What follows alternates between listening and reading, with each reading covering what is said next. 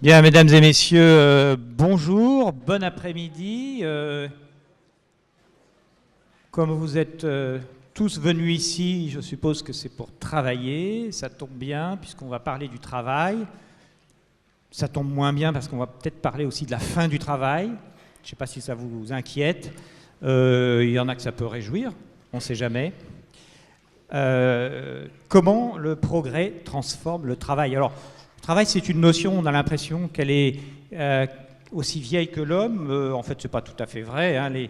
Les hommes ont toujours entretenu un rapport assez ambigu avec le travail. Il était méprisé, évidemment, chez les Romains, les Grecs, et puis glorifié, notamment au moment de la révolution industrielle des 19e et 20e siècles. Et puis, à chaque étape, finalement, la même question qui revient: et si la machine piquait mon boulot? Alors jusqu'à présent, les inquiétudes ont été vaines. 20 ans après le best-seller de Jeremy Rifkin qui prédisait la fin du travail, eh bien, on n'a jamais autant travaillé dans le monde qu'aujourd'hui. Ce qui est sûr, en revanche, c'est que le progrès modifie en profondeur notre relation au travail, plus confortable dans un sens, moins long aussi, mais plus épuisant et vain parfois, générant des niveaux d'inégalité que l'on croyait révolus.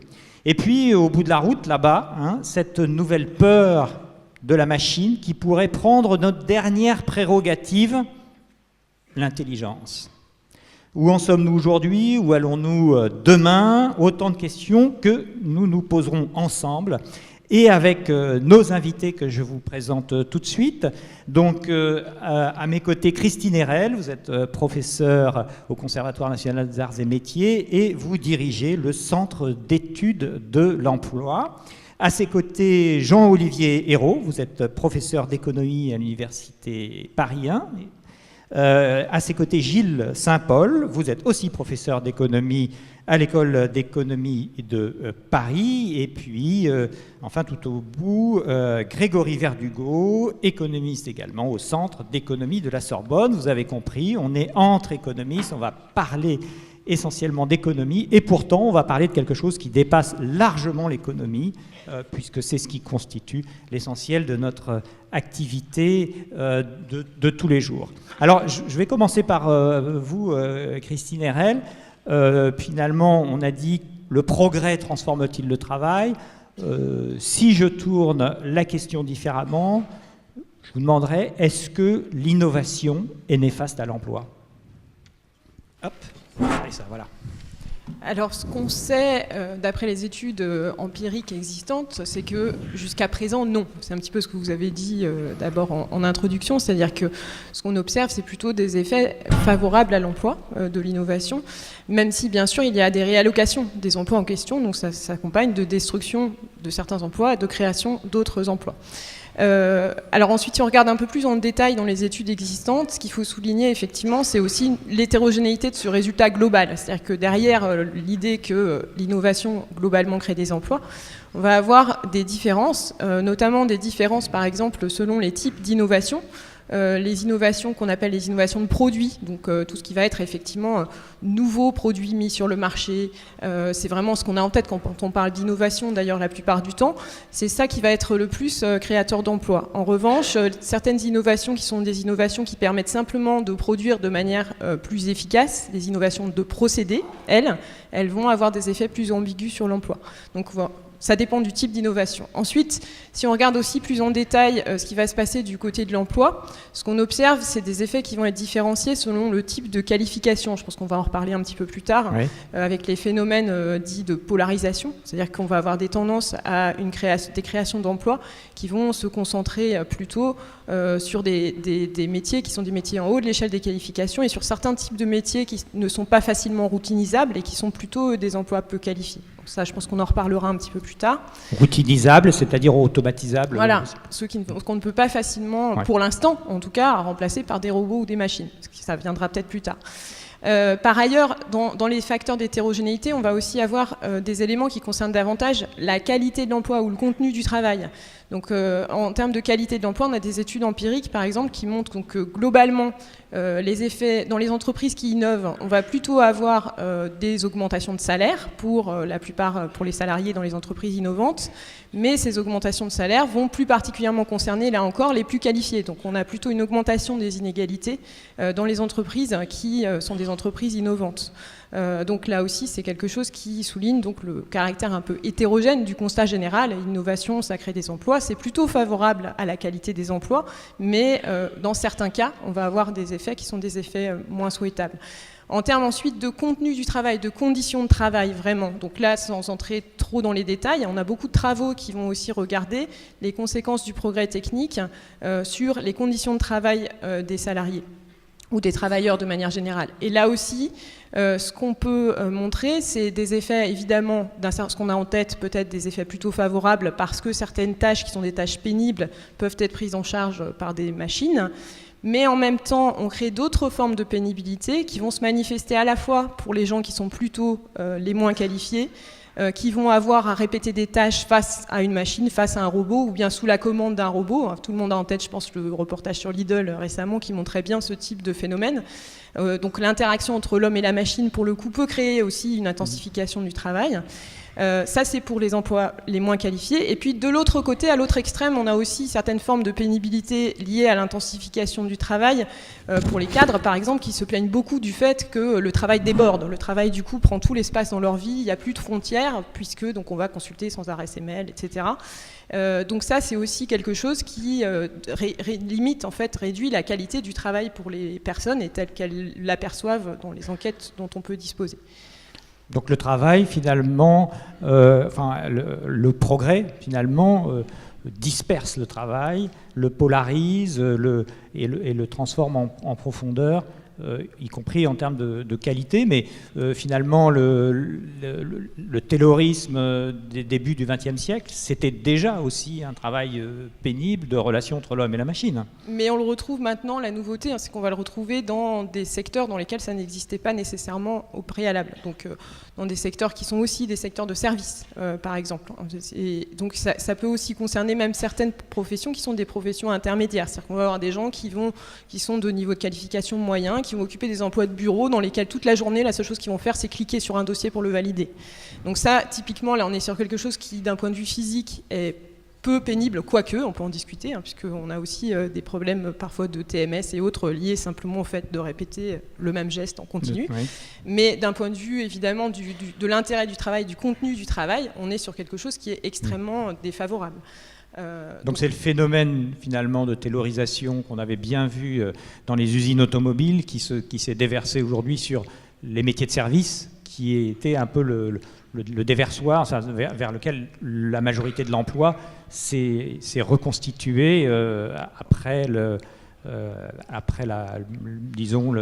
fait que que les industries aient supprimé des emplois du fait de l'automatisation. Oui, on le retrouve en partie. Alors bien sûr, il ne faut pas être trop négatif. Globalement, le constat, c'est plutôt quand même un constat de tendance à l'amélioration des conditions de travail. Mais il y a ce problème donc d'intensité, ce problème d'intérêt du travail, de contenu intrinsèque du travail, de fragmentation aussi pour certaines personnes qui se posent. Et donc il faut être vigilant par rapport à ces questions lorsqu'on aborde effectivement les liens entre progrès technique et travail.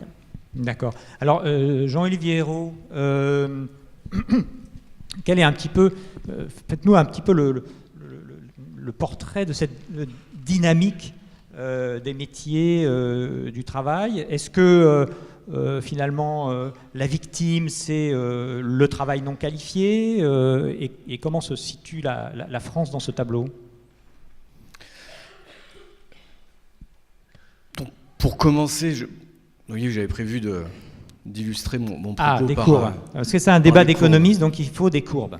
Je crois que ça fait permet partie quand du même travail. à la fois de fixer les idées et de les quantifier et essayer de les objectiver. Ça sert à ça, donc moi je ne vais pas me cacher, j'assume parfaitement de faire des statistiques. Elles sont très belles.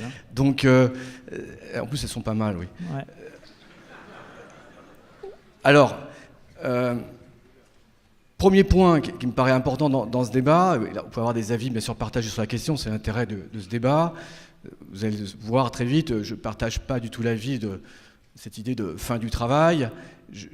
Parce que le travail, par de travail en général, et je vais l'illustrer dans ces courbes, le travail en général, ça n'existe pas. Il y a différents types de travail, différentes tâches, différentes qualifications. Chacun ne travaille pas dans les mêmes occupations.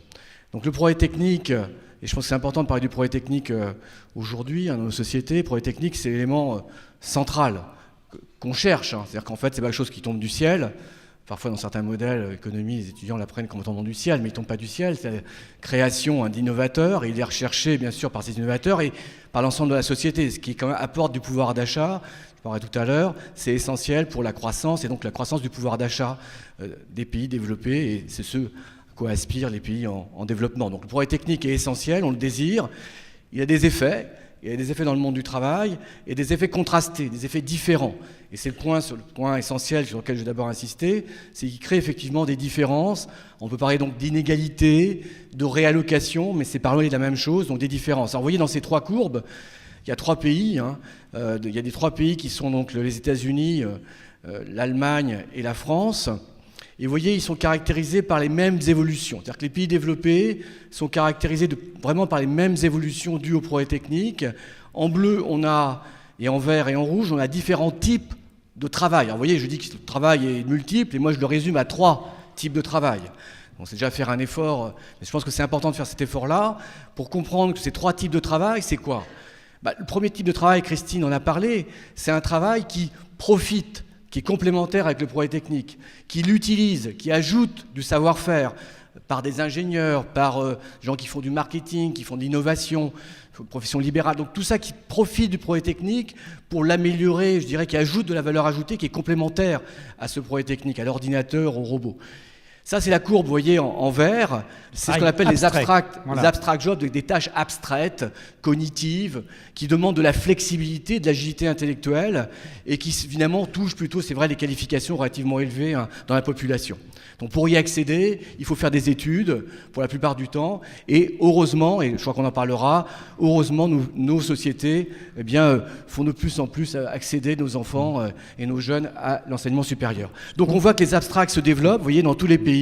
C'est le travail intellectuel. C'est le travail intellectuel, mais aussi les professions libérales, donc tout ce qui est effectivement les hautes qualifications qui se développent, qui ont monté. Alors c'est les parts, c'est les parts dans l'emploi total. Donc on voit que la part des abstracts a augmenté considérablement, a doublé depuis 20-30 ans. C'est un phénomène assez récent à l'échelle de l'histoire du capitalisme, mais c'est un phénomène évidemment assez marquant. Et puis ce qui se dégrade, le travail qui perd, c'est celui qui est remplacé, ça a été dit, qui est remplacé par le robot, par la machine, par l'ordinateur. Alors où ça ? On parle souvent des usines, mais pas uniquement, dans les bureaux.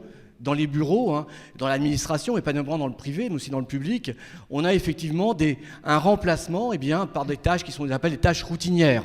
Donc ce qu'on appelle les routine jobs, c'est effectivement des tâches routinières qui sont codifiables. Donc comme c'est codifiable, comme c'est prévisible, on peut le remplacer par la machine. Et on voit que dans tous les pays, on a une baisse. En bleu, on voit très marquer cette baisse, pas simplement dans l'industrie encore une fois, mais dans tous ces métiers de routine qui sont remplacés par la machine. Et puis, ce qui est, ça, quelque part, on s'y attend. On s'y attend parce que si on a en tête de ce qu'est le progrès technique, un progrès technique biaisé en faveur donc, de ces tâches abstraites et en défaveur des tâches routinières, on s'attend donc à cette substitution qui est faite par la demande de travail dans les entreprises. Et puis, ce qui est assez particulier et qu'il faut comprendre comme un effet indirect, je dirais, d'équilibre général. Alors pourquoi d'équilibre général ? C'est l'amélioration, on l'a dit, c'est l'augmentation de la part de ceux qui travaillent dans les services. Alors pour simplifier, dans les services à la personne. On a de plus en plus d'emplois dans la sphère domestique, gens qui viennent travailler à la place de ce que était fait avant par les individus eux-mêmes. Alors qui en profite ? Eh bien ceux qui en profitent, ce sont les classes supérieures et les classes moyennes qui voient leurs revenus augmenter parce que justement, on a ces gains de productivité. Et les gains de productivité dans les secteurs manufacturiers font baisser les prix. C'est moins cher d'acheter frigidaire et tout ça, ainsi de suite. Tous ces biens des années 50-60, on voit que leur valeur a baissé, leur prix a baissé, ce qui libère du pouvoir d'achat. Et ce pouvoir d'achat va se placer par une demande vers ces nouveaux types de services. Et vers ces nouveaux types de services, qui travaillent sur ces services ? Eh bien, ce sont beaucoup de travailleurs non qualifiés.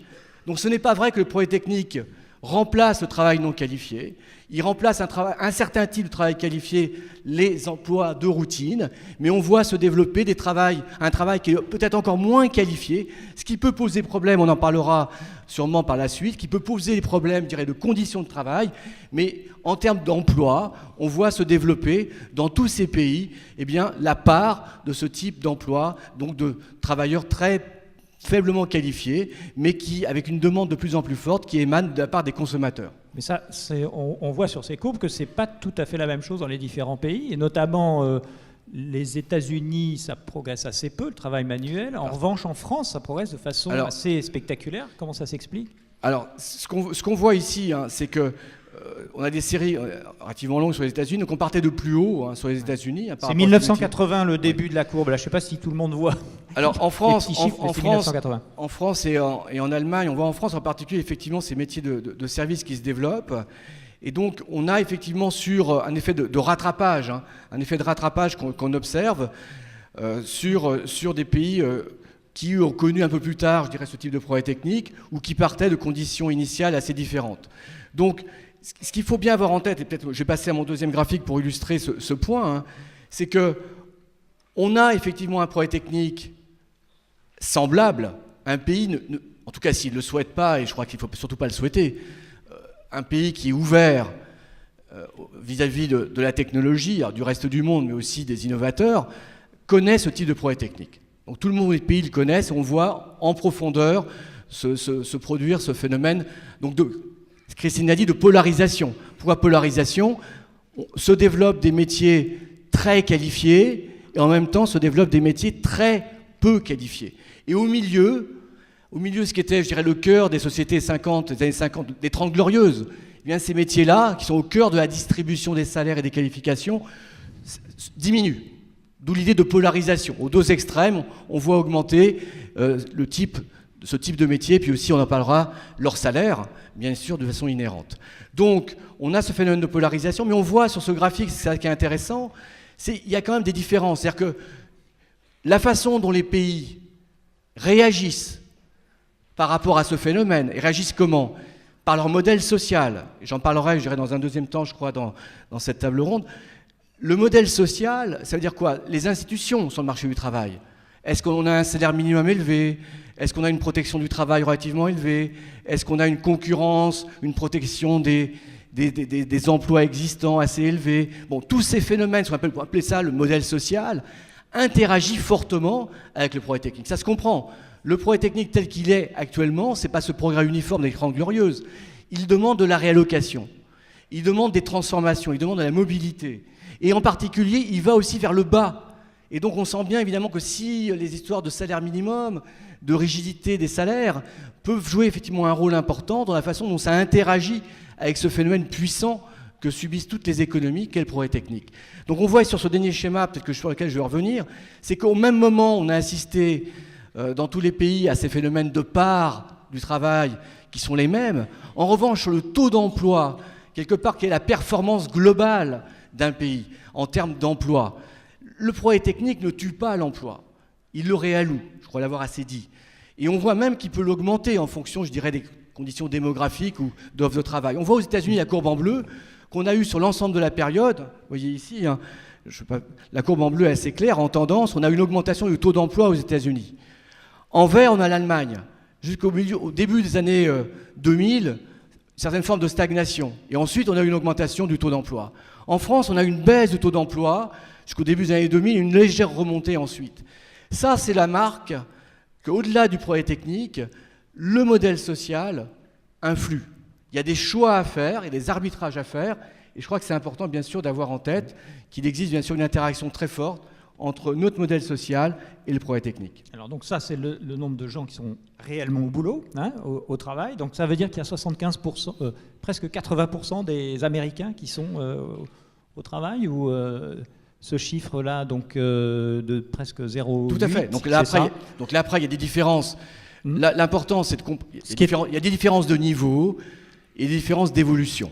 Les différences de niveau tiennent beaucoup aussi à des considérations qui sont pas du côté de l'interaction avec le progrès technique. Il y a des choix sur la retraite, il y a des choix sur la population jeunes qui cumulent des emplois. Donc on sait bien que les jeunes américains et les seniors américains travaillent plus que les jeunes et seniors français. C'est l'ensemble de la population. C'est l'ensemble de la population en âge de travailler. En âge de travailler. En âge de travailler, mais ça compte les vieux et également ça compte les vieux jusqu'à 70 ans. 64 ans. 64 ans. Donc on voit bien que la population en âge de travailler, le taux d'emploi aux États-Unis est plus élevé, mais je dirais que ça, c'est des considérations qui tiennent à des choix liés à la retraite, liés au choix d'éducation. Sur l'Allemagne, on voit qu'on part d'une situation assez similaire. L'Allemagne a progressé assez fortement et la France a progressé sur les dernières années. Je peux revenir, si vous voulez, après plus en détail sur ces facteurs-là, mais on y reviendra, je crois, ensuite. Oui, tout à fait. Mais ce qui est important ici, par rapport au débat qu'on a aujourd'hui, c'est vraiment la pente. Les différences de niveau tiennent encore une fois à des considérations qui sont, je dirais, orthogonales au progrès technique. En revanche, sur cette période de progrès technique forte, on voit que ça n'a pas détruit de l'emploi aux États-Unis, on a plutôt une augmentation. Et en France, on a eu 2 périodes très très différentes. Et en Allemagne, on voit effectivement que les réformes du marché du travail dans les années 2000 ont porté quand même. Donc alors juste pour certains de notre audience qui me posent la question, la différence entre data et trend. Donc les data, c'est les chiffres réels, c'est ça ? Tout à fait, oui. Et le trend, c'est pour lisser effectivement ces variations conjoncturelles. D'accord, une espèce de moyenne. Et puis voilà, c'est une moyenne qui est faite pour avoir cette évolution, pour que tout le monde ait en tête un peu une perception globale et moyenne. Voilà, perception globale, et puis effectivement le fait qu'il y a quand même de grosses différences de niveau entre... Des différences de niveau, mais là, qui encore une fois, un débat qui est lié effectivement à la façon dont la population active est mobilisée dans ces différents pays. D'accord. Donc on voit qu'il y a à la fois des différences entre pays, et puis il y a des points de convergence, c'est-à-dire que vous, les jeunes qui êtes dans cette salle, vous voyez ce qu'il vous reste à faire dans votre choix de métier. Il vaut mieux aller dans l'intellectuel. Alors, Grégory Verdugo, vous avez travaillé, vous, justement, sur cette question des inégalités et de la polarisation. Alors, est-ce que c'est un phénomène inévitable et qui se retrouve partout ? Historiquement, on va dire depuis les 20-30 dernières années, d'abord la littérature a commencé à voir qu'on avait connu une période de réduction des inégalités salariales, notamment aux États-Unis dans les années 50, les années 60 et jusqu'aux années 70, donc une période où les écarts de salaire se réduisaient. Et au début des années 80, un premier choc, qu'est-ce qu'on constate ? On voit que les inégalités de salaire augmentent.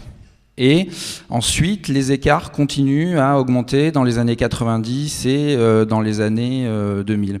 Alors, une première explication des économistes à ce renversement finalement de la tendance de la hausse des inégalités de salaire a été de regarder l'impact des nouvelles technologies et notamment de l'impact de l'informatique. Qui a commencé à se généraliser à partir de la fin des années 70, au début des années 80. Et les premières études sur ce sujet ont montré que lorsqu'une entreprise commençait à introduire des ordinateurs, à s'informatiser, globalement, les salaires des individus les plus qualifiés de cette entreprise avaient tendance à augmenter. Et au contraire, elle avait tendance à réduire la quantité d'individus dans sa force de travail avec un niveau de qualification moyen et moins élevé. Donc globalement, l'ordinateur arrivait à remplacer un certain type de travail moins qualifié. Donc on dit en termes économiques qu'il se substituait dans le processus de production au travail moins qualifié ou même au travail intermédiaire. Et par contre, on voyait que les ordinateurs non seulement augmentaient le salaire des plus qualifiés, mais aussi augmentaient la quantité d'individus qualifiés qui travaillaient dans ces firmes. Donc là, on mettait en évidence ce qu'on appelle les économistes une sorte de complémentarité. C'est-à-dire que non seulement l'ordinateur ne remplace pas les individus qualifiés, mais en plus, ils le rendent plus productif. Alors, les économistes ont appelé cette nouvelle direction du progrès technologique comme étant un progrès technologique biaisé.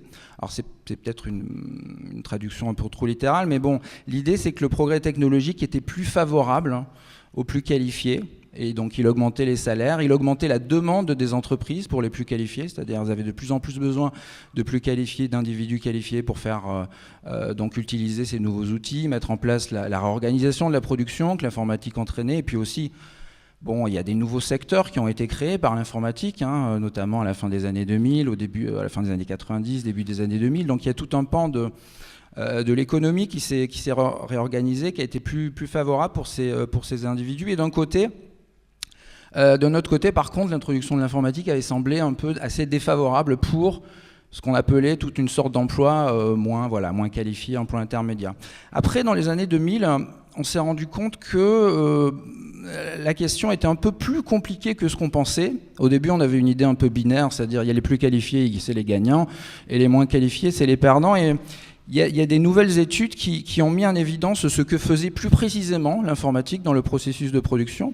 Et en fait, elles ont montré que l'informatique remplaçait pas tout le travail non qualifié, mais remplaçait un certain type de travail non qualifié, un travail qui a été un travail non qualifié nommé routinier. Alors qu'est-ce qu'un travail non qualifié routinier? C'est un travail dont les tâches de base, alors bon, l'idée c'est qu'on décompose chaque type d'emploi en une série de tâches élémentaires et on essaie de voir qu'est-ce qui est plus performant pour faire ces tâches. Donc est-ce que c'est le travail humain ou est-ce que c'est la machine qui est plus performante? Et on voit que dans ce travail qu'on va qualifier de routinier, qui est un travail qu'on arrive à décomposer donc en tâches élémentaires, les ordinateurs sont très efficaces. C'est-à-dire qu'ils ont réussi à remplacer les gens dans les banques qui distribuaient les billets, donc remplacés par des distributeurs automatiques. Dans les péages des autoroutes, on a réussi à introduire des distributeurs automatiques. On a remplacé dans l'industrie, on a réussi à mécaniser aussi toutes ces tâches de base. Donc on a fait disparaître des postes d'opérateurs pour les remplacer par des machines, avec donc d'autres individus qui supervisent ces machines mais qui ont un niveau de qualification plus élevé. Donc, quelles caractéristiques? Pourquoi les ordinateurs sont si efficaces pour ce travail routinier? C'est parce qu'il est décomposable en tâches élémentaires. Et donc les ordinateurs, du moins dès les années 70, dès les années 80, arrivaient de manière très efficace à décomposer ces emplois en tâches élémentaires. Alors ce que par contre on s'est rendu compte les ordinateurs n'arrivaient pas à faire, c'est remplacer le travail peu qualifié dans le secteur non routinier manuel. Alors c'est un terme un peu barbare, mais le secteur non routinier manuel, c'est globalement les emplois de service et les emplois de service peu qualifiés. Donc c'est des emplois dans lesquels donc, le niveau d'études moyen des salariés est peu élevé, les salaires sont peu élevés. Souvent c'est un emploi qui se situe dans des petites firmes, dans un secteur assez concurrentiel où on est au salaire minimum ou très proche du salaire minimum, mais c'est un secteur dans lequel l'introduction de l'informatique n'a pas eu d'impact, n'a pas remplacé les individus. Mais par contre, les salaires des individus dans ces secteurs ont diminué sous l'effet de la réallocation du marché de travail et la destruction donc, des emplois intermédiaires. Donc c'est un peu ce qu'on appelle la polarisation du marché du travail, c'est-à-dire la disparition de toute une catégorie d'emplois qui se situaient dans la catégorie intermédiaire, remplacés par des ordinateurs, parce que ces emplois avaient des caractéristiques routinières, au profit de la hausse d'emplois complémentaires avec les ordinateurs, très qualifiés, de la hausse d'emplois peu complémentaires avec les ordinateurs, mais dans lesquels les salaires sont peu élevés, qui sont situés dans le secteur des services. Alors on s'est aperçu qu'en même temps que cette réallocation, on observait une hausse des inégalités salariales dans tous les pays. Donc l'interprétation, c'était que les ordinateurs augmentaient la demande de travail qualifié, et la réallocation produite par l'informatique déprimait donc la demande pour le travail intermédiaire et le travail moins qualifié. Alors, en fait, en pratique, on n'a pas observé de hausse des inégalités aussi forte dans tous les pays, et même le niveau des inégalités est très, très, très éloigné. Alors vraiment, bon, si on compare les pays, ou même que ce soit en termes de niveau ou en termes de hausse, c'est vrai que les pays anglo-saxons, les États-Unis ou le Royaume-Uni ont vu la plus forte progression d'inégalités salariales, à la fois au début des années 80 et ensuite au début des années 90-2000. Alors, bon, quelles étaient les explications de cette hausse des inégalités salariales? Il y a beaucoup d'économistes qui étaient sceptiques sur le fait qu'on puisse expliquer la totalité de la hausse des inégalités salariales par la technologie. Notamment, il y en a pas mal qui ont fait remarquer que si on regardait les bas salaires, l'évolution des inégalités pour les bas salaires, ce qui se passait, les principaux changements qui se produisaient, c'était surtout au début des années 80, lors de périodes de dérégulation du marché du travail très forte, avec l'arrivée de Reagan aux États-Unis, le gel du salaire minimum pendant plus d'une vingtaine d'années aux États-Unis. Voilà, la même chose au Royaume-Uni. Donc pas mal d'économistes pensent que, en ce qui concerne en tout cas les inégalités de salaire pour les individus dans le bas de la distribution, la nature de l'emploi change. On a des emplois différents qui sont créés par les nouvelles technologies, mais les salaires sont influencés de manière très très forte par ce qu'on appelle les institutions du marché du travail, c'est-à-dire le salaire minimum, la manière dont on négocie les salaires, est-ce qu'on les négocie plutôt au niveau de la firme, plutôt au niveau des branches, etc. Et toutes les vagues de dérégulation ont semblé donc pas changer la nature des emplois, mais changer les écarts de rémunération entre. Et est-ce qu'il y a un lien à ce moment-là entre ces types d'inégalités et le chômage? Autrement dit, est-ce que dans des pays à faible niveau d'inégalité, il y a plus de chômage, et dans les pays où, au contraire, type la Grande-Bretagne, les inégalités sont très fortes, il y a aussi beaucoup moins de chômage? Enfin, alors voilà. Est-ce qu'on peut le résumer comme ça? Donc la question effectivement, c'est est-ce qu'on peut concilier des niveaux d'inégalité faibles, sachant qu'il y a toute une économie qui se transforme et qui paraît défavorable pour beaucoup d'individus. Est-ce qu'on peut concilier à la fois un niveau d'emploi élevé et des institutions, et des niveaux d'inégalité de salaire réduits? Alors évidemment, la première idée qui vient à l'esprit, c'est la question du salaire minimum. Est-ce que le salaire minimum élevé, d'un côté, va réduire les inégalités salariales? De notre côté, est-ce que cette réduction des inégalités salariales ne va pas se faire au prix d'une diminution de la possibilité d'emploi et des créations d'emplois pour les individus les moins qualifiés? Est-ce qu'il y a moyen de concilier, entre guillemets, des institutions du marché du travail qui diminue les inégalités avec un marché du travail qui fonctionne pour les moins qualifiés? C'est vraiment une question qui se pose avec d'autant plus d'acuité aujourd'hui, de pertinence aujourd'hui depuis la crise, puisqu'on a vu que la hausse du chômage très très forte qui a frappé les pays du sud de l'Europe. Et dernier point, est-ce qu'il y a un lien entre les inégalités de salaire et le nombre de diplômés? Alors voilà, je vais conclure là-dessus. Alors effectivement, donc ça c'était la première explication pour ce qui se passait sur les inégalités de salaire pour le bas de la distribution. Par contre, on pense que sur les inégalités de salaire du haut de la distribution, alors là ce que je veux dire c'est les inégalités entre le salaire des cadres supérieurs et le salaire moyen, donc qui peut être le salaire d'un employé ou d'un ouvrier. Alors là par contre, l'explication prédominante, c'est qu'ici, c'est la technologie qui a le plus joué de rôle. Alors, c'est un peu une image assez frappante qui a été développée par les économistes de Harvard, Claudia Goldin et Laurence Cass, qui aurait une sorte de course entre la demande de travail qualifié produite par la technologie, donc plus les ordinateurs se généralisent, plus on se redirige vers des secteurs intelligents, les firmes se spécialisent sous l'effet du commerce international dans les parties de la production dans lesquelles vous avez besoin de plus en plus de connaissances. Donc il y a un changement technologique qui pousse pour avoir plus d'individus, qui demande de plus en plus d'individus qualifiés. Et d'un autre côté, il y a un système d'éducation qui produit chaque année un certain nombre d'individus. Et aux États-Unis, on a remarqué que à partir des années 70 et au début des années 80, le nombre d'individus diplômés du supérieur avait tendance à stagner, sa progression dans la population avait ralenti.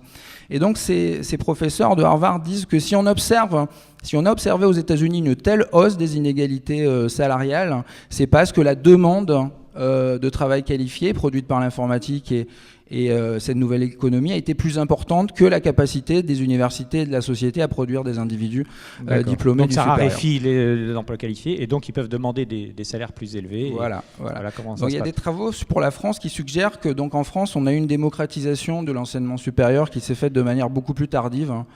Donc les États-Unis avaient déjà atteint leur plateau dans les années 70, et justement c'était une époque dans laquelle en France on commençait tout juste à décoller. Le nombre de diplômés du supérieur a très fortement augmenté dans les années 70, une première vague, et puis une seconde vague beaucoup plus importante dans les années 80. Et c'est vrai que si on regarde les chiffres au niveau de chaque cohorte, on voit que plus l'économie française a produit de diplômés du supérieur, plus la prime ou le rendement tel qu'on peut le mesurer en tout cas du diplôme du supérieur en France a eu tendance à diminuer. Et si on regarde un peu plus en détail derrière les chiffres, on voit qu'il y a, en tout cas ça peut expliquer une grande partie de la stabilité des inégalités de salaire, encore une fois dans ce que j'appelle le haut de la distribution en France sur cette période. Alors, Gilles Saint-Paul, qu'est-ce que vous pensez de cette histoire de polarisation et surtout du fait que cette catégorisation avec le travail routinier, parce que finalement la routine c'est quelque chose qui se définit, qui est une frontière assez mouvante. Est-ce que c'est encore aujourd'hui pertinent ? Eh bien, les faits qui ont été décrits par mes collègues ici présents sont évidemment exacts. Maintenant, il ne faut pas s'installer dans la perspective selon laquelle il y aurait une loi d'airain qui impliquerait que le progrès technique nuit aux travailleurs peu qualifiés et profite aux qualifiés. Historiquement, il y a des exemples où ça allait en sens inverse. Par exemple, l'invention de la chaîne d'assemblage par Henry Ford a réduit les salaires des travailleurs dans le secteur de l'automobile qui étaient assez qualifiés, parce qu'avant la chaîne d'assemblage, il fallait pas mal de talent pour savoir tout faire. Et en même temps, ça a permis à plein de gens qui travaillaient dans le secteur agricole, etc., d'avoir des salaires plus élevés en travaillant chez Ford dans les chaînes d'assemblage. Donc, il n'y a aucune règle préétablie. Parfois, il y a des phases où le progrès technique augmente les inégalités, effectivement, et c'est ce qu'on a vécu depuis le milieu des années 70 avec l'invention de l'ordinateur individuel. Et il y a aussi des phases où le progrès technique réduit les inégalités. Alors, qu'en est-il de la situation actuelle ? Eh bien, effectivement, on sait déjà que les choses sont assez complexes, puisque la distinction pertinente, ça n'est pas la distinction qualifiée, non qualifiée, mais c'est la distinction tâche routinière, tâche non routinière. Alors évidemment, là derrière, il y a un marché du travail, c'est-à-dire que vous avez quelqu'un qui fait une tâche non qualifiée routinière, il va peut-être perdre son emploi, mais il n'y a rien qui l'empêche a priori, sauf réglementation et rigidité, de devenir chauffeur de poids lourd ou manutentionnaire, c'est-à-dire de faire des tâches non qualifiées, non routinières. Donc évidemment, la routinisation de certaines tâches non qualifiées affecte à travers le marché du travail ceux des non qualifiés qui ont des tâches non routinières. Il faut penser en termes de marché du travail et pas seulement en termes de tâches. Et donc, si on pense en termes de marché du travail, eh bien, effectivement, jusqu'ici, ce sont les tâches relativement peu qualifiées qu'on a réussi à routiniser. La question est combien de temps ça va durer et est-ce que finalement cette routinisation ne va pas à son tour frapper les travailleurs qualifiés ? Ce qu'on a observé au cours des dernières années, c'est que finalement la distinction entre routinier et non routinier, elle dépend de l'état d'avancement de la science, on va dire, cybernétique. Et des choses qui n'étaient pas routinisables dans le passé se sont trouvées routinisables et même routinisées très rapidement. Par exemple, je suis sûr que certains d'entre vous ont joué aux échecs, on apprend plein de trucs pour analyser la situation de manière intuitive, mais tout ça, ça ne sert plus à rien, parce que de toute façon, ce savoir un peu heuristique a été liquidé par le fait qu'il y a des ordinateurs qui peuvent tout calculer, qui peuvent calculer tous les coûts possibles et calculer le meilleur coût à chaque fois. Et de même, jusqu'à assez récemment, personne ne croyait qu'il puisse y avoir une voiture automatisée, capable de traverser les États-Unis de part en part. En 2007, il y avait un concours de voitures automatiques qui premièrement a eu lieu en plein désert d'Arizona parce que c'était très dangereux, et deuxièmement, aucune voiture n'a fait plus de 200 mètres, et 10 ans après, on peut traverser les États-Unis de part en part sans chauffeur. Si on regarde la manutention, eh bien, on sait que ça paraît assez compliqué, mais en fait, chez Amazon et chez Alibaba, ils ont des espèces de robots qui sont des petits cubes sur roues Et finalement, ces petits cubes ne sont pas capables d'apporter aux vendeurs, empaqueteurs, un produit donné, mais ils sont capables de se glisser sous une armoire contenant plusieurs produits, de la soulever et, à travers un circuit optimisé, de l'apporter au vendeur. C'est-à-dire qu'on a réussi à routiniser la tâche de manutention en la rectangularisant. Et une fois qu'on a eu cette idée que je trouve personnellement géniale, eh bien, cette tâche de manutention qui au départ n'était pas du tout routinière, elle est devenue routinière, elle a été routinisable. Et donc on peut penser que ce processus de routinisation va se poursuivre, et si on arrive à routiniser des choses comme la reconnaissance des formes, la manutention ou la conduite d'une automobile, eh bien, beaucoup d'autres tâches qui, elles, sont qualifiées comme, par exemple, faire les séquences de gènes, etc., faire un diagnostic médical, ces tâches-là, il y a toutes les raisons de penser qu'elles vont être routinisables et qu'on va pouvoir les confier à des robots. Votre médecin, il regarde, je souhaite à tout le monde d'être en bonne santé, mais il regarde vos symptômes, ils vont être mesurés par des capteurs, ils vont être codifiés d'une certaine façon, ça va être comparé à d'énormes bases de données, et on saura exactement ce que vous avez, on saura avec une très grande précision les traitements qui s'imposent, et donc on peut très bien imaginer que votre médecin soit remplacé par une appli sur votre smartphone.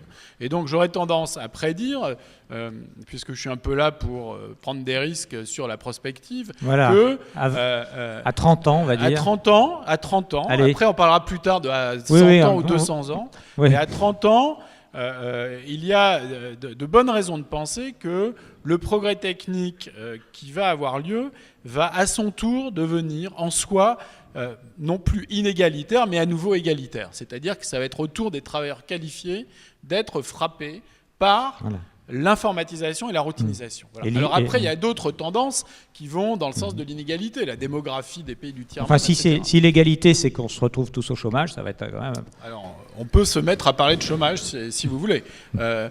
Bon, on en parlera tout à l'heure. Ce qui va se passer, c'est que le pouvoir d'achat des non-qualifiés va se remettre à augmenter parce que ça va leur coûter beaucoup moins cher d'acheter les biens produits par les qualifiés. Par exemple, une consultation chez le dentiste ou chez le médecin. Donc, c'est bon pour eux. Voilà, effectivement. Tout ça, donc, à la question « Le progrès transforme-t-il le travail ?», la réponse est oui, vous avez compris. Alors, Christine Erel, est-ce que tous les pays, alors on va peut-être prendre l'Europe, on peut aussi aller voir un petit peu ailleurs, mais pour prendre des pays comparables, est-ce que les réponses face à ce problème-là, c'est-à-dire qu'on voit que là on est face à une transformation radicale du travail, avec donc cette polarisation, la routine, les qualifiés, les non qualifiés, et puis certains pays où le chômage est élevé, d'autres il l'est moins. Donc est-ce que les réponses les réponses politiques en fait, de politique économique des différents pays européens, est-ce qu'elles sont très différentes ou est-ce que finalement elles convergent quand même un peu vers des solutions assez proches ? Alors je pense qu'on a déjà un petit peu évoqué cette question tout à l'heure au travers notamment du graphique qui a été présenté par Jean-Olivier. Et on voit bien qu'effectivement il y a des différences dans les trajectoires des pays en matière d'emploi, de taux d'emploi, de chômage, etc. Qui tiennent à une multitude de facteurs. Donc moi je ne vais pas du tout chercher à rentrer dans cet ensemble de facteurs aujourd'hui, mais peut-être plus effectivement à me concentrer sur les conséquences que peuvent avoir donc ces questions de progrès technique et la manière dont les pays répondent vraiment sur ce point-là, pas sur l'ensemble des problèmes du marché du travail, parce que ça nous emmènerait beaucoup trop loin. Ouais. Alors je pense qu'il y a un point qui est très important par rapport... Enfin, il y a deux aspects. Je pense qu'il y a un premier point qui est la question des compétences et des besoins en compétences dans les économies, du fait de ce progrès technique et des transformations du travail qui lui sont associées. Et puis, il y a un deuxième point qui est la question de la flexibilité, la mobilité, etc., qui va aussi changer dans le nouveau contexte dans lequel on vit aujourd'hui. Alors, sur le premier point, sur l'aspect compétences, ce qu'on constate d'après toute une série d'études menées notamment par l'OCDE, c'est que on va avoir, du fait du progrès technique, des besoins en main-d'œuvre qui sont des main-d'œuvre spécialisées sur les questions du numérique, donc notamment des besoins en main-d'œuvre d'ingénieurs, par exemple, et qui sont encore aujourd'hui largement des besoins qui ne sont pas pourvus, c'est-à-dire qu'on a dans la plupart des pays des tensions sur ces emplois d'ingénieurs en informatique, par exemple. Alors, c'est sur certains types de métiers particuliers. Par exemple, ceux qui travaillent sur le cloud ou ceux qui travaillent sur d'autres fonctions techniques. Moi, je ne suis pas spécialiste de ça, mais qui sont particulièrement demandés. Et donc, on estime qu'il y a des besoins en main-d'œuvre qui, dans les 10 années qui viennent, par exemple, risquent de ne pas être pourvus du fait du nombre de personnes qui suivent ce type de qualification. Il y a des tas de métiers en tension, comme on dit. Voilà, des métiers en tension. Alors, pour la France, on estime, par exemple, qu'on peut, dans les projections qui existent, on estime qu'à un horizon de 10 ans, on est sur quelque chose de l'ordre de 90 000 emplois qui pourraient effectivement être créés, mais qui ne trouveraient pas nécessairement de personnes à mettre en face du fait de ces questions d'adaptation des qualifications. Et ça, c'est 90 000, c'est dans des métiers de technologie. Donc là, c'est des métiers spécialisés, donc, qui sont vraiment en lien avec le numérique, métiers d'ingénieurs très qualifiés. Ça, c'est un premier aspect. Mais après, il faut effectivement, du coup, une réponse, évidemment, c'est de développer les compétences qui sont des compétences spécifiques au secteur du numérique. Donc là, ça suppose de développer des formations qui sont des formations spécialisées, de qualité, etc. Ça, c'est un premier volet. Le deuxième volet, c'est que ce qu'on voit aussi, c'est que le numérique et la diffusion du progrès technique aujourd'hui dans l'économie s'accompagne plus généralement de besoins en compétences qui sont plus importants, y compris sur les compétences de base. C'est-à-dire que quand on doit utiliser, même de manière occasionnelle, un ordinateur dans son travail, ou même une tablette, il faut savoir lire correctement les instructions qui sont affichées. De la même manière, il faut savoir faire des calculs qui sont des calculs basiques. Donc c'est ce que l'OCDE appelle les capacités en littératie et numératie. Donc ces compétences de base, on en savoir a de écrire, plus en plus savoir besoin. Compter. Voilà, on en a de plus en plus et besoin lire. aujourd'hui. Et donc là aussi, il faut pouvoir évaluer comment se situent les pays par rapport à ces compétences de base. Or, on sait qu'en France, on a un déficit. Fort heureusement, surtout quand même sur les générations qui sont les générations les plus âgées. Chez les jeunes, moins, mais il reste des difficultés qui sont quand même relativement importantes. Donc voilà, mettre l'accent sur ces compétences générales, c'est aussi un point très important dans le contexte actuel. Est-ce qu'aujourd'hui, c'est-à-dire c'est une question qui revient là, est-ce qu'aujourd'hui on sait à peu près anticiper les métiers qui sont en tension, donc les besoins qu'il y aura au moins à une échelle de, mettons, 5-10 ans pour il y a des exercices de prospective qui sont faits. Donc en France, ils ont été faits notamment par France Stratégie récemment en collaboration avec le ministère du Travail. Le CEREC aussi fait des projections. Donc on a des exercices de prospective à l'échelon européen aussi. Le CDFOP fait des projections. Et donc ce que montrent ces projections, ça va rejoindre un petit peu ce qu'on évoquait précédemment. C'est à la fois des besoins dans des métiers qui vont être des métiers très qualifiés, de type ingénieur, etc. Et puis tout ce qui va être associé à ça. Et d'un autre côté, aussi des besoins dans des secteurs comme les secteurs des services à la personne, les aides-soignants dans les hôpitaux, etc. Donc si on prend la question juste des besoins en main-d'œuvre tels qu'on les projette, ce qu'on projette, c'est des besoins en main-d'œuvre qui sont assez diversifiés en termes de type d'emploi. Mais alors pour revenir sur ce que je disais précédemment, le dernier niveau en termes de compétences dont on a aussi besoin aujourd'hui, y compris justement dans ces tâches qui ne sont pas facilement routinisables, qui supposent plutôt des contacts avec des personnes, etc., ce sont des compétences sociales, donc des compétences de relation avec les autres, etc. Et là aussi, ça c'est quelque chose qui doit être valorisé dans la formation et l'éducation, compte tenu du nouveau contexte dans lequel on vit en matière d'emploi et de dynamique de l'emploi. Donc voilà, je pense que ce volet formation, éducation, quand je dis formation, éducation, c'est donc à tous les niveaux. Ça commence évidemment avec l'école et la formation des enfants et des jeunes. Et ça inclut après la question de la formation tout au long de la vie. Ces questions-là sont fondamentales. Elles sont traitées de manière très différente dans les pays du fait de traditions existantes dans les systèmes éducatifs, du fait aussi d'une participation plus ou moins grande des employeurs à la définition des besoins de formation, par exemple. Le cas allemand qu'on évoquait tout à l'heure, dans les raisons du succès allemand, je pense qu'il y a aussi cette question de la participation en Allemagne des employeurs, des partenaires sociaux à la définition de ce que sont les programmes de formation professionnelle, par exemple, ou même à certains éléments de l'offre de formation dans le secondaire, via l'apprentissage, etc.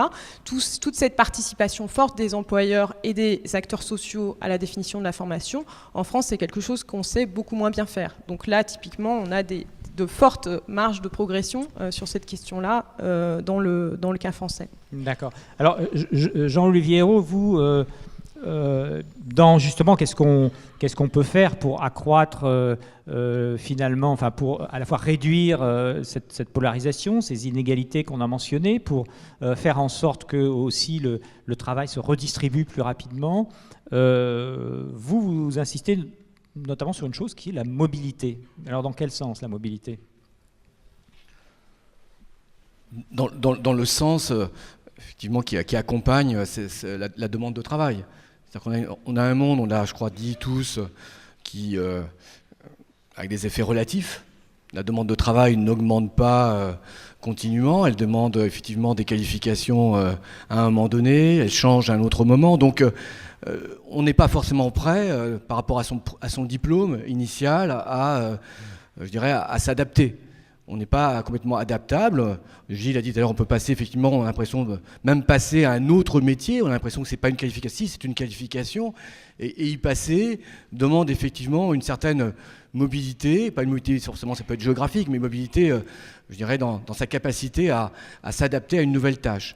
Donc je crois que la question, et Christine l'a dit, de l'accompagnement au moment, mais pas attendre le moment du chômage, dans la carrière professionnelle, donc ce qu'on peut appeler la formation professionnelle, est essentiel. Et évidemment, si ça s'appuie dès le départ sur un socle fourni par l'éducation initiale, qui permet justement ensuite d'être adaptable, je crois que cette interaction entre un niveau d'éducation qui s'est élevé en France, mais avec un tel retard par rapport aux autres pays, qu'on a encore du chemin à combler, et donc il faut effectivement avoir un niveau d'enseignement qui soit un bon niveau d'enseignement initial, sûrement avec par rapport à des métiers en tension, par rapport à un apprentissage sûrement réformé, une formation professionnelle, là encore réformée, qui jouerait un rôle beaucoup plus important. Donc on sent bien qu'en France, si on veut un peu problématiser le débat et le contextualiser par rapport à la France, sommes en France, on sent bien que là, on est quand même en gros déficit. Je dirais que les chantiers sont d'avenir. Par rapport à ces questions, elles sont centrales par rapport à l'enseignement, l'apprentissage, la formation professionnelle. Je pense que le gouvernement l'a bien compris, c'est à son agenda et je crois qu'on verra bien comment il le fait. Il ne suffit pas de l'avoir à l'agenda. Tous les gouvernements successifs depuis 20 ans, 30 ans ont cet agenda-là, avec un succès très très relatif. Donc la mobilité, ça ne se fait pas comme ça. C'est vrai que les individus, même s'ils le souhaitent, ne sont pas forcément en capacité. Donc effectivement, l'État, le gouvernement, par certaines mesures que je viens de citer, doit pouvoir faciliter et accompagner. Donc ça, c'est un premier point. Donc ça, c'est la bonne façon, c'est facile de le dire, c'est pas facile à réaliser, mais c'est la bonne façon de répondre à ce monde qui change. La mauvaise façon, c'est de s'arc-bouter sur des métiers qui disparaissent, de vouloir les protéger exagérément, parce qu'à un moment donné, de toute façon, on sait bien que ça, c'est une imaginaux. Ça ne fait que retarder l'adaptation, et tous les efforts qui sont des efforts aussi financiers, qui sont mis dans cette protection, n'est pas mis effectivement au service de la création et de la mobilité.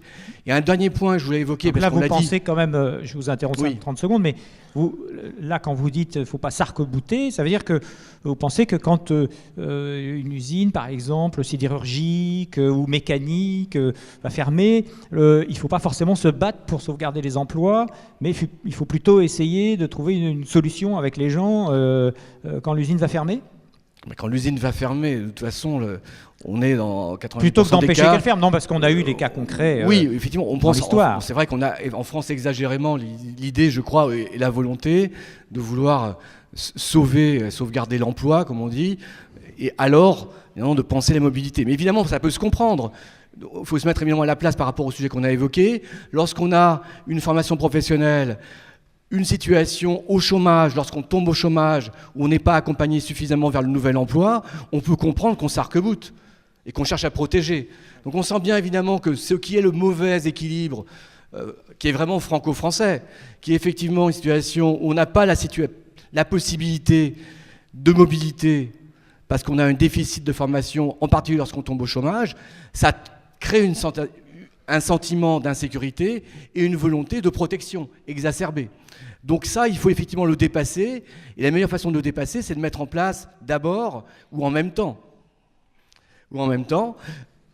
une situation où on réduit la protection et on met en place effectivement cette flexibilité, cette mobilité par l'accompagnement en particulier des chômeurs.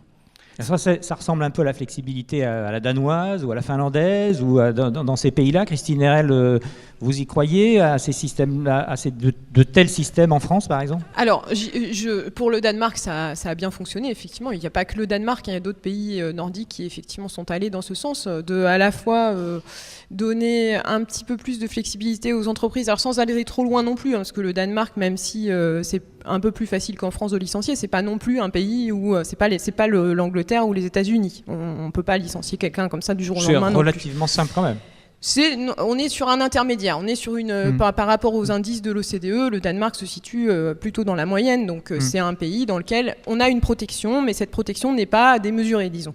En revanche, ce qui fonctionne bien, effectivement, c'est que les gens ont confiance dans le fait que si ils doivent subir donc une mobilité qui n'est pas nécessairement choisie du fait d'une rupture de leur contrat de travail, ils vont être pris en charge par des politiques qui sont efficaces, qui vont les soutenir dans la recherche du nouvel emploi, dans l'acquisition d'une nouvelle qualification, etc. C'est des politiques de formation qui vont vers la qualification, la certification. En France, dans les politiques de formation professionnelle, on a encore un déficit de formation qualifiante, de formation certifiante, c'est-à-dire que les gens vont aller faire des formations qui vont leur donner simplement une formation qui va être utile sur leur poste de travail à l'instant donné, mais pas dans une perspective de carrière et de parcours professionnel. Et ça, c'est ce qui se fait en revanche, par contre, dans le cas des pays nordiques que j'évoquais. Donc oui, c'est un modèle à suivre, je pense, du point de vue de la logique de parcours de vie professionnelle et de mobilité au sens, effectivement, de mobilité accompagnée par des politiques qui sont des politiques de formation qui sont assez ambitieuses, hein, parce que c'est ça, on veut former les gens pour qu'ils aient vraiment des compétences validées par une certification, par un diplôme. En France, la certification, par exemple, franchement, on peut aller beaucoup plus loin que ce qu'on a aujourd'hui encore. D'accord. Alors, Grégory Verdugo, une des questions qu'on me pose là, c'est de me dire, c'est bien de faire de la qualification, d'élever, donc de fabriquer plus de diplômés, mais est-ce qu'il n'y a pas aussi un risque d'avoir des surdiplômés, des diplômés pas adaptés? Est-ce que à côté de que l'enjeu finalement de la qualification, il n'est pas aussi dans le choix, et que à la limite, il faudrait peut-être moins de qualification, mais plus adapté aux besoins.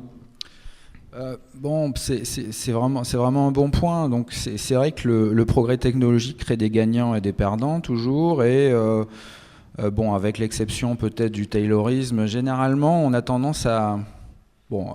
effectivement, il y a des cas où les emplois détruits peuvent être plus qualifiés que les emplois créés, mais dans les 30 dernières années, ça a été plutôt l'inverse. Et on a tendance à penser qu'avec l'accélération donc des innovations technologiques, avec l'accélération de la recomposition industrielle, donc si vous prenez l'exemple du secteur des télécoms, par exemple, vous voyez que vous avez des entreprises comme Nokia, BlackBerry, qui avaient 20 000 employés, qui n'en ont plus que 2 000. Donc il y a des variations très très brusques du nombre d'employés, de la demande donc pour certains types d'emplois qui se font et qui peut-être vont avoir tendance à s'accélérer. Donc a priori ça plaiderait plus pour un peu essayer de concilier les deux, c'est-à-dire à permettre aux individus d'avoir des capacités qui ne se déprécient pas trop au cours du temps, c'est-à-dire d'avoir une sorte de capital humain qu'on appelle général, relativement général, solide, qui permettent de s'adapter aux innovations du futur. Donc une espèce d'enseignement général qui serait adaptable à toutes les situations. Alors, ça existe après, oui, c'est ce qu'on appelle... La philosophie Non, oui, évidemment... La littérature, le calcul mental. La philosophie entre autres, mais ce qu'on observe, c'est que les individus qui sont diplômés du supérieur ont beaucoup plus de facilité à se reconvertir, ont beaucoup plus de capacité à changer d'industrie, ils sont à la fois plus mobiles géographiquement, ils sont plus mobiles au niveau professionnel. Il y a en grande partie des effets de sélection là-dedans, c'est-à-dire que c'est pas n'importe qui fait des études, mais aussi il y a une partie qui est due au fait que faire des études, ça vous permet d'être plus mobile. Alors évidemment, de notre côté, il y a des compétences techniques qui sont spécifiques, dans lesquelles, Christine l'a dit, il y a une très très forte demande pour des compétences en termes dans l'informatique. C'est sûr que s'il y a plus d'individus qui se dirigent dans ces filières en tension, ils vont avoir tendance à trouver du travail tout de suite, et il faut évidemment favoriser l'accès à ce type d'études. A priori, toutes les incitations sont en place pour faire ce type d'études parce qu'on a un taux de chômage nul à la sortie. On a a priori des facultés qui sont encore dans le domaine des sciences, qui offrent une formation de qualité dans ce domaine et qui ne sont pas extrêmement coûteuses. Donc, il y a quand même des incitations à se diriger vers ces filières. Attention, mais peut-être pas assez. Et puis, il y a aussi peut-être des blocages culturels qui font que les femmes sont sous-représentées dans les disciplines scientifiques. Voilà, donc je plaiderais, évidemment la solution c'est pas que tout le monde fasse informaticien, mais a priori concilier un peu les deux, d'avoir des individus qui soient plus adaptables par rapport à des donc capacités. Un socle général plus costaud, plutôt que des formations très spécifiques. C'est ce qui est censé transmettre l'enseignement supérieur en partie. Alors après, la question c'est est-ce qu'on fait ça vraiment bien? Est-ce qu'on pourrait pas le faire mieux? Est-ce qu'avec plus de moyens, ça s'améliorerait? Tout à l'heure, je vous disais que ce qu'on appelle donc les rendements de l'enseignement supérieur diminuaient en France.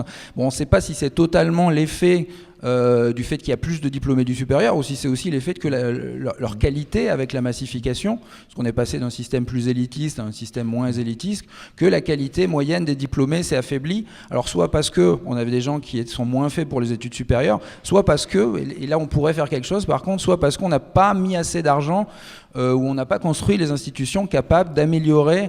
Et là je pense principalement aux universités, qui sont celles qui forment notamment ceux qui ne faisaient pas d'études avant et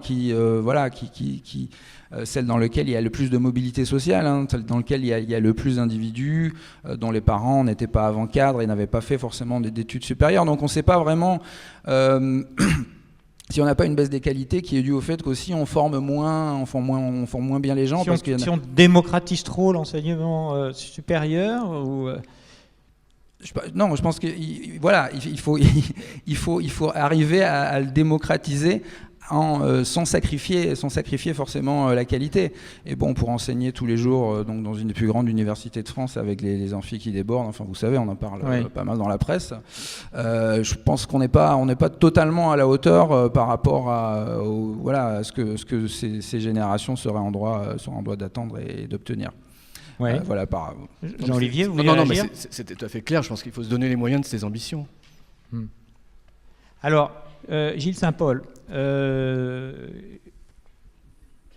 à quoi, dans les questions que je reçois là, il y en a beaucoup évidemment qui disent mais dans le graphe qu'a présenté Jean-Olivier Hérault, il n'y a pas le relationnel. Il y a le routinier, le non-routinier, il n'y a pas le relationnel. Alors est-ce que vous y croyez? Parce que beaucoup, effectivement, d'économistes, d'intellectuels disent finalement l'emploi qui sera préservé demain, c'est celui qui est dans le relationnel, vous savez, l'interrelation entre personnes. Donc on pense aux commerçants, on pense aux gens avec lesquels on a des relations proches, l'infirmière, etc.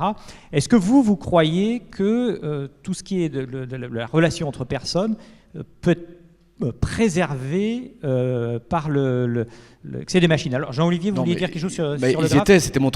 C'était le troisième groupe, c'est pas mon troisième groupe, c'est le troisième groupe, c'est le métier effectivement qui se développe, qui sont effectivement dans situation d'interaction entre les personnes. Abstract, mais l'intellectuel... Non, pas abstract. On peut très bien avoir une interaction, bien sûr, entre des métiers qui ne sont pas du tout intellectuels, ce sont des métiers manuels, de service, qui demandent justement une adaptation.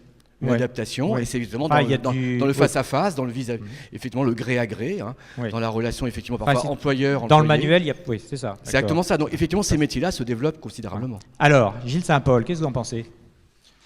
Moi, je pense qu'on se berce un peu d'illusions. D'abord, on a beaucoup parlé du système éducatif et il n'y a que des universitaires dans cette table ronde et comme par hasard...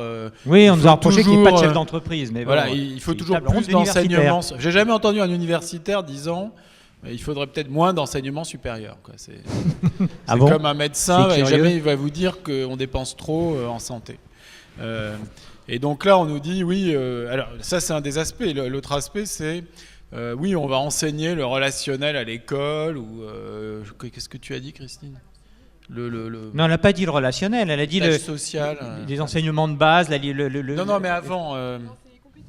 les compétences sociales. Alors, tout s'enseigne pas à l'école. Par exemple, on n'apprend même pas à conduire à l'école. l'école ne semble pas être capable d'apprendre aux gens à conduire, c'est les auto-écoles qui le font. Donc, avant, c'était le service militaire qui faisait ça. Ouais. C'est vrai, mais mal. Enfin, moi, j'ai le droit de conduire des embarcations extrêmement longues, mais je ne sais pas si... C'est pas conseillé. C'est une bonne chose que j'ai le droit de le faire. Ouais. Non, mais donc, certes, ces compétences sociales existent vraiment, mais est-ce qu'elles sont innées? Est-ce qu'elles sont acquises? Est-ce que c'est l'appareil de l'éducation nationale qui est compétent pour enseigner ça? D'accord, etc. donc c'est pas forcément une question d'enseignement. Voilà. Après, Ça, est-ce que c'est un métier préservé? Je pense que les intelligences artificielles, etc., peuvent très bien faire dans le relationnel. Par exemple, si vous prenez un GPS, un objet extraordinaire, qui est dans votre voiture, vous avez une charmante voix féminine en général, peut être masculine. On peut parfois. choisir. Hein. Cette personne a des compétences relationnelles qui sont extraordinaires. Elle vous dit exactement... cette personne qui n'en est pas une, justement, elle vous dit où tourner, où aller, attention, rond-point, limitation de vitesse, etc. Et donc, je pense qu'il faut... Il n'y a pas de raison a priori que parce qu'une tâche est relationnelle, elle soit pas... elle préserve l'emploi humain. Je suppose que les jeunes jouent à beaucoup de jeux vidéo, par exemple, et ils sont en relation avec... c'est du relationnel... et ils sont en relation avec une machine et pas avec un humain, et ça dérange personne. Et donc, dans la mesure où le travail, en général, c'est quand même quelque chose d'utilitaire, on est payé pour faire quelque chose qui est utile à quelqu'un d'autre, c'est pour ça que cette autre personne nous paye, eh bien les considérations utilitaires vont aussi prévaloir dans le domaine relationnel. Et si votre GPS... marche très bien, et vous n'avez pas besoin d'humain pour vous guider. Et si votre voiture elle se conduit toute seule, vous n'allez pas embaucher un chauffeur à cause du relationnel. Alors qu'est-ce qui restera? Alors, ce qui restera, ce qui restera, c'est une société où le relationnel existera encore. Évidemment, les gens flirteront, ils iront à des clubs de bridge, il y aura tout plein de relationnels. Ils flirteront pas avec leurs robots. D'autres choses, mais ces choses-là seront déconnectées de la production de biens et services. Voilà. Donc il y aura une espèce de clivage entre l'interaction sociale et la production de biens et services. C'est ça qui va être la nouveauté. Et alors après, on peut spéculer sur l'évolution des choses, et là on est vraiment dans le spéculatif, mais dans la mesure où beaucoup de tâches sont exécutables par des robots, des intelligences artificielles, je pense qu'il est intéressant de s'interroger sur quelle va être l'évolution de nos sociétés si la production de biens et services est effectuable dans sa totalité à un coût faible par des machines. Ça ne veut pas nécessairement dire qu'il y aura la fin du travail, mais ça veut dire que les salaires risquent d'être... il y aura de moins en moins d'emplois. Il y aura peut-être encore du travail, mais de moins en moins d'emplois. Alors, est-ce que... Ça, c'est revenu pas mal dans les questions. Vous ne gagnerez plus votre vie en travaillant. Ah, alors comment va-t-on gagner sa vie? C'est ça la question. Il paraît que vous êtes chercheur et vous cherchez là-dessus. Alors, qu'est-ce que vous avez trouvé? J'ai rien trouvé. D'abord, je suis même pas sûr d'être chercheur parce que c'est un mot un peu bureaucratique. Mais j'ai un peu réfléchi, on va dire. Ah. Et il y a un certain nombre de scénarios. Un premier scénario qui est, la production est faite par des robots et donc le PIB est approprié par les propriétaires de ces robots. Qui va être propriétaire de ces robots?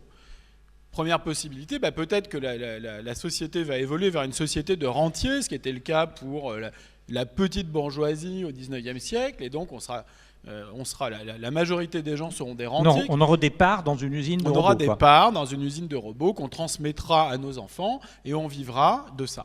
Ça, c'est la première possibilité. La deuxième possibilité, c'est que les droits de propriété sur les robots sont répartis de manière très inégalitaire. Il y a des gens qui possèdent tout plein de robots, la majorité des gens en possèdent très peu, auquel cas se mettra en place un système redistributif. Les gens voteront probablement en faveur de ce système redistributif qui fera que la production des robots sera transférée à... Donc un impôt sur le capital. Pas forcément, oui, un impôt sur le capital au sens où il n'y aura plus que le capital qui générera des revenus, enfin un impôt sur le revenu ou la richesse qui financera disons, le néo-prolétariat, mais prolétariat n'est plus le mot, puisque ce sont des gens qui ne travailleront pas. Donc ça, c'est la deuxième possibilité. Ensuite, on peut imaginer des systèmes redistributifs qui ne passent pas par l'impôt. On peut imaginer, par exemple, que se mette en place un système de clientélisme comme sous l'Empire romain, où les propriétaires de robots ont une clientèle dont ils assureront la subsistance en échange de loyauté, de soutien politique, etc. Le retour à un système un peu féodal, quoi. Un retour à un système, j'ai plutôt en tête l'Empire romain, avec d'une part les esclaves qui sont remplacés par les robots, et une espèce de plèbe qui vivra de redistribution, mais cette redistribution sera faite spontanément par... on va dire, des clans politiques, des oligarques, etc. Donc 3 scénarios. Un certain candidat à la présidentielle cette année avait évoqué le principe du revenu universel, à la fois de la taxation des robots d'ailleurs et du revenu universel, l'un pouvant d'ailleurs alimenter l'autre. Vous y croyez au revenu universel? C'est peut-être dans votre deuxième scénario, ça? Oui, c'est un peu le deuxième scénario, mais je pense que c'est prématuré parce que... il faut quand même attendre de voir ce que les robots font. Si tout se passe pour le mieux, c'est peut-être pas la peine. Vous voulez dire s'ils prennent le pouvoir? C'est peut-être pas la peine de taxer les robots avant de savoir ce qu'ils vont faire à l'économie. Il vaut mieux laisser le progrès technique avoir lieu et la prospérité associée se produire. Maintenant, le revenu universel en soi, c'est peut-être pas c'est une idée qui a été populaire à une certaine époque chez certains économistes. Et l'idée, c'était... finalement, si vous touchez, je ne sais pas combien, 1 000 € par mois, quoi qu'il arrive, ça n'a aucun effet désincitatif. C'est-à-dire que tout le problème de l'État-providence tel qu'on le connaît en France, c'est que vous travaillez, vous perdez la CMU, vous perdez votre allocation chômage si vous étiez au chômage, vous payez plus d'impôts, vous passez des seuils, etc. Et donc l'idée du revenu universel, c'était de dire, finalement, quoi que vous fassiez, vous avez tant, et après vous faites ce que vous voulez. Et donc, comme vous ne perdez pas ce qu'on vous donne comme résultat de vos choix, ces choix ne sont pas perturbés par le système redistributif. Donc ça, c'est une idée qui n'est pas complètement idiote, sauf que dans l'état actuel des choses, les transferts sociaux, c'est combien? 35% du PIB, dans ces eaux-là. On ne peut pas rajouter à cette masse de prélèvements fiscaux encore un revenu universel. Voilà, parce que là, du donc coup, il faudrait remplacer l'un par personne ne l'autre. va travailler. Ça va être la fin de l'économie française. Et donc, ça ne pourrait fonctionner que si ça se substituait à tous les transferts existants, c'est-à-dire l'assurance chômage, les retraites, voire l'assurance maladie, etc. Et là, je ne suis pas sûr que ce soit l'idée qu'a eu le candidat que vous évoquez, et je ne pense pas que ça soit très facile à faire politiquement, évidemment. Donc, à moyen terme, c'est une idée séduisante en tant que modèle de fonctionnement d'un État redistributif, et effectivement, ça pourrait être intéressant si, comme je le spécule, c'est les robots qui font le travail. Mais à moyen terme, dans un pays comme la France, qui est déjà très redistributif, avec un État-providence très présent, ça pose un certain nombre de problèmes de transition, parce qu'on ne peut pas encore rajouter une couche de revenus universel dans un pays où 60% de ce qui est produit est confisqué par l'État. Bon, alors, Jean-Olivier Ayrault, est-ce que vous êtes d'accord avec ce scénario, cette idée d'abord d'une forme d'inéluctabilité de la fin d'un certain travail, et puis de ces scénarios imaginés pour bâtir une économie, finalement, une nouvelle économie qui se passe du travail salarié? Bon, d'accord pour y réfléchir. Déjà, c'est un premier point. Ouais, je pense que c'est une forme de travail, d'ailleurs. Bien sûr. Et je pense que la façon de poser, comme l'a fait Gilles, différents scénarios qui sont étayés, qui sont cohérents les uns par rapport aux autres, et pas forcément d'ailleurs en disant que l'un va prédominer à l'arrivée, c'est effectivement une bonne façon de faire. Je crois qu'il faut être prospectif, il faut être prêt, il faut pouvoir s'adapter. Je dirais quelque part à des situations structurelles très en évolution et dont on ne sait pas vraiment effectivement ce que ça va devenir. Bon, c'est vrai que je l'avais dit au début. Je pense que cette question-là, évidemment, on la pose par rapport aux robots et un aspect effectivement assez totalitaire. On a l'impression effectivement qu'en totalité, mais justement, on pouvait se poser la même question par rapport au XIXe siècle, par rapport à la machine. Les métiers évidemment qui s'étaient développés, pouvaient tous être remplacés de cette façon-là. Pareil, je dirais au début du XXe.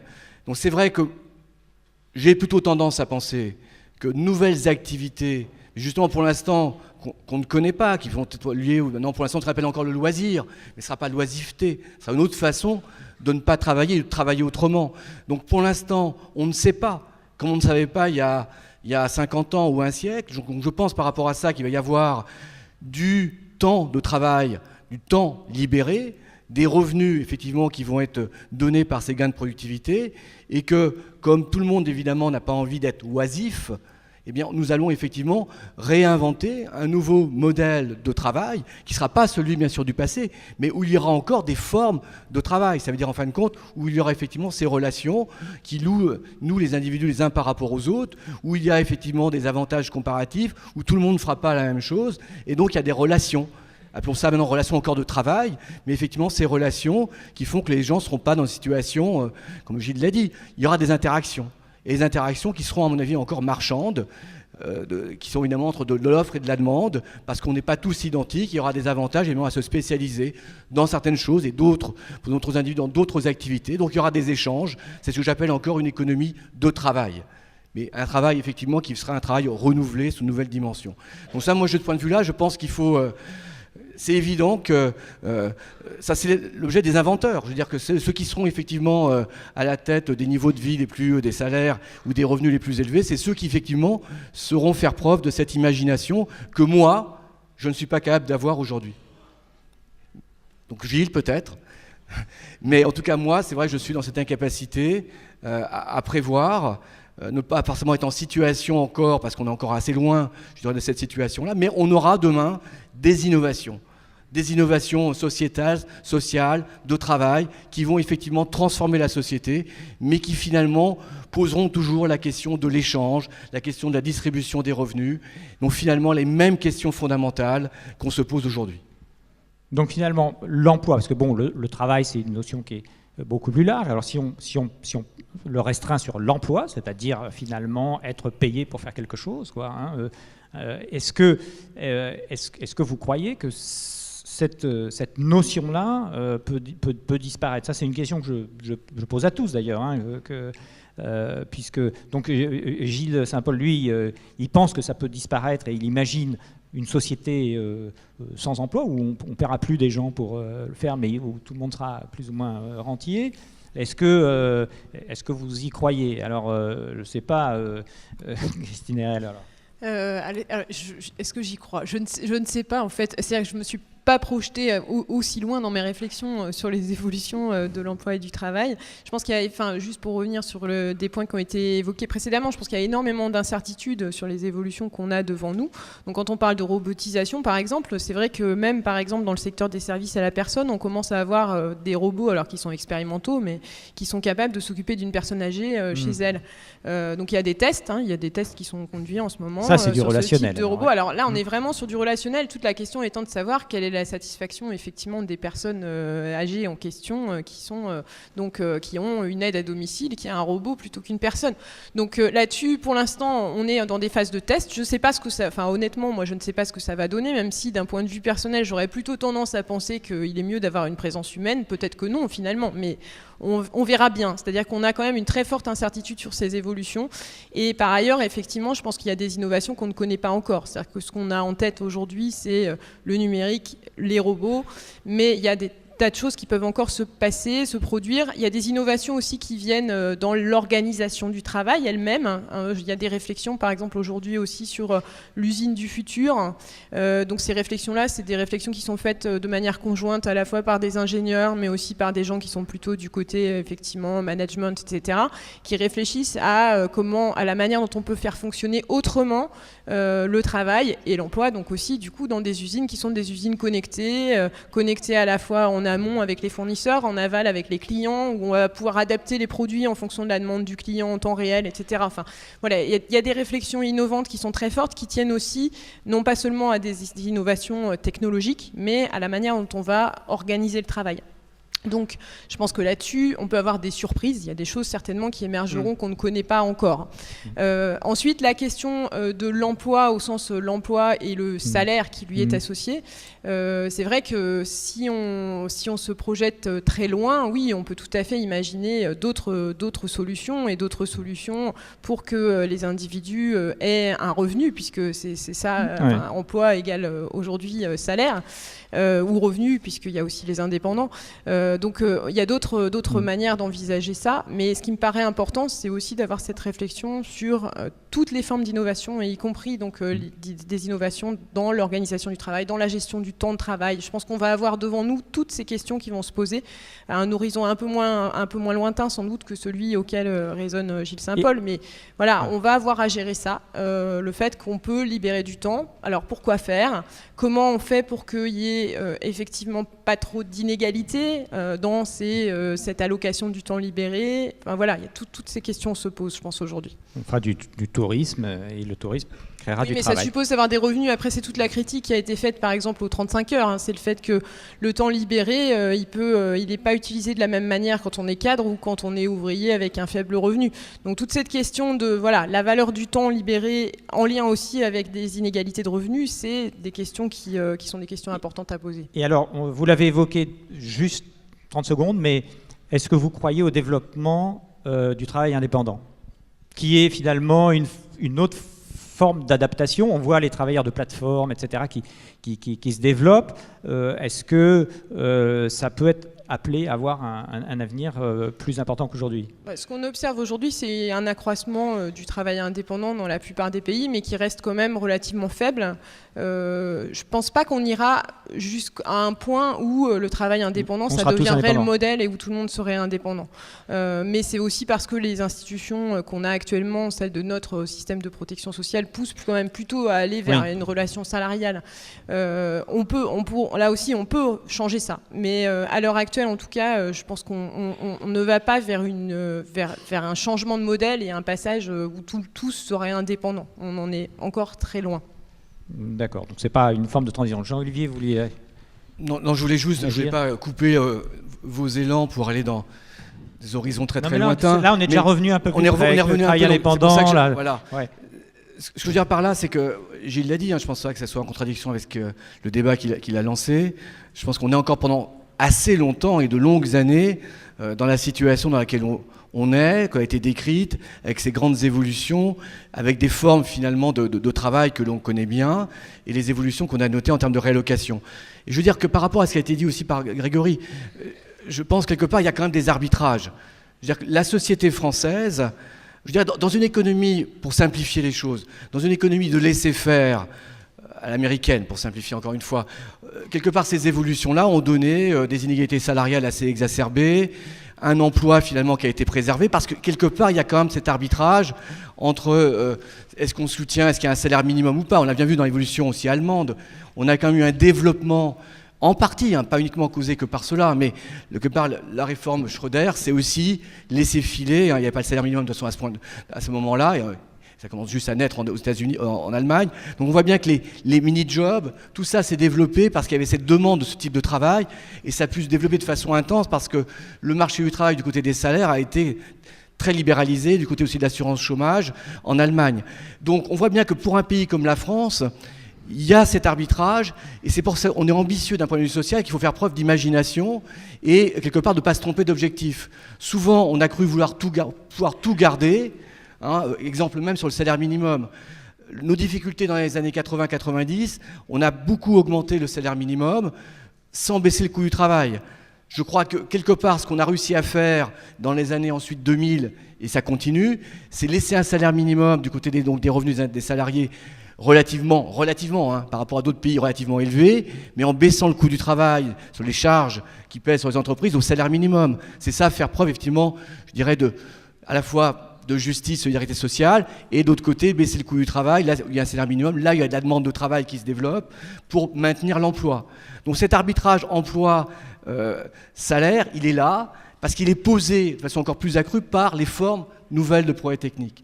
Ça, c'est un point. Par exemple, on a dit la fin du travail. Avant d'y arriver, je crois qu'il ne faudrait pas passer par la case de croire qu'on est justement dans ce monde de fin du travail et être malthusien et revenir au partage du travail. C'est typiquement ce type de solution qui, dans une dynamique intermédiaire, plombe la France et plombe effectivement, je dirais, nos capacités justement à se redéployer vers ces nouvelles activités, faire preuve de solidarité et effectivement avoir un revenu par habitant qui a plutôt baissé relativement par rapport aux autres pays. Donc je crois que ce qui est important, c'est qu'on est encore pendant longtemps dans cette situation qu'on l'on connaît de maintenant plus de 20 ans, et que pour un pays comme la France, qui veut préserver sûrement à juste titre son modèle social, il ne faut pas se tromper d'instruments.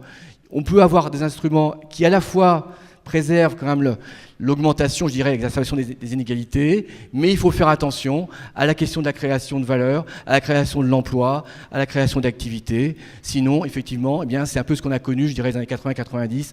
On a plutôt stagné relativement aux autres pays.